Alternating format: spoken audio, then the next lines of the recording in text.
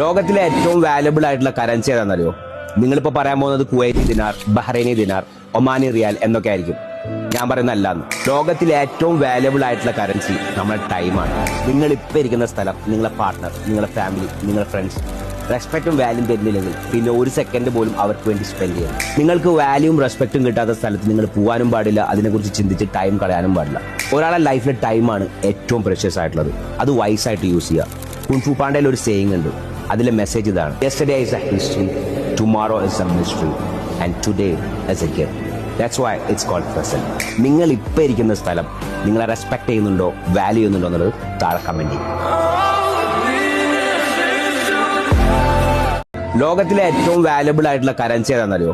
നിങ്ങളിപ്പോ പറയാൻ പോകുന്നത് കുവൈറ്റി ദിനാർ, ബഹ്റൈനി ദിനാർ, ഒമാനി റിയാൽ എന്നൊക്കെ ആയിരിക്കും. ഞാൻ പറയുന്ന അല്ലാന്ന്. ലോകത്തിലെ ഏറ്റവും വാല്യബിൾ ആയിട്ടുള്ള കറൻസി നമ്മുടെ ടൈമാണ്.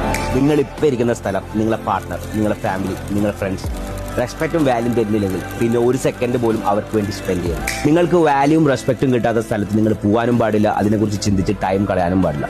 ഒരാളെ ലൈഫിലെ ടൈമാണ് ഏറ്റവും പ്രഷ്യസ് ആയിട്ടുള്ളത്. അത് വൈസായിട്ട് യൂസ് ചെയ്യുക. കുൻഫു പാണ്ടയിൽ ഒരു സേയിങ് ഉണ്ട്, അതിലെ മെസ്സേജ് ഇതാണ്: yesterday is a history, tomorrow is a mystery and today is a gift. That's why it's called present. നിങ്ങൾ ഇപ്പൊ ഇരിക്കുന്ന സ്ഥലം നിങ്ങളെ റെസ്പെക്ട് ചെയ്യുന്നുണ്ടോ, വാല്യൂ ചെയ്യുന്നുണ്ടോ എന്നുള്ളത് താഴെ കമന്റ് ചെയ്യും.